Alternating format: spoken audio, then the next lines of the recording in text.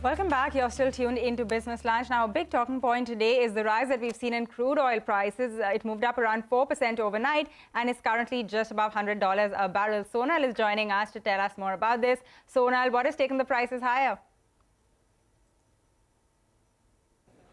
Thanks a lot for that. Well, yes, crude oil prices, they have crossed that $100 barrel mark overnight. There's a lot of bullishness that we're seeing in the energy space. Now, overnight, we saw that oil rose because Saudi Arabia hinted that there is a possibility of an output cut, and that's why it surged beyond that $100 barrel mark, up around 4%. And it's not only in the oil space, even gas space is seeing a lot of buying. So we have the European gas prices, which surged 13% overnight. And this in addition to the fact that there is going to be a maintenance shutdown of the Nord Stream from 31st August for around 3 days.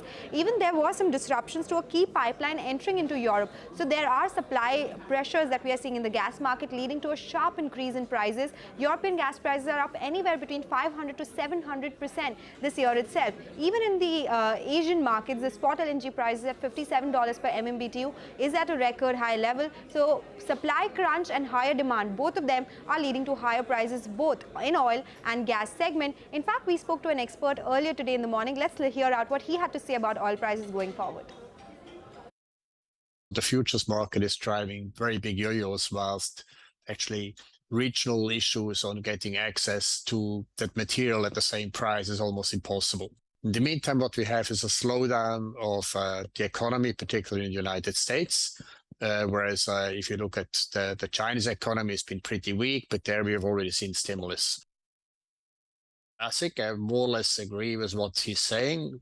I have to specify that because, as you know, oil prices are swinging depending where you are in the world, depending what your infrastructure and logistics right now is. So we've got very big dislocations. So probably people who get oil at significant discount to the $80 we are today. And there are probably some people who pay significantly more due to logistic issues. So the spread is actually quite big, and therefore the futures market is not really representing actually what's happened on the ground on the end for the end consumers. The question is, how much more can US actually tighten in that environment where the dollar is already getting reasonably strong towards 110? And I think at the price level, probably people will start thinking a slowdown on tightening might be in the card, particularly as the recessionary environments are actually appearing almost everywhere around the world. So I think what we have now is that the financial markets are discounting now recession in the commodity space, whilst actually low inventories and problematics we have on the ground might actually prove that by next year or by later the year, we are actually moving back into a shortage crisis. And we see that by backwardation, we see it on the curve, we see in delivery issues.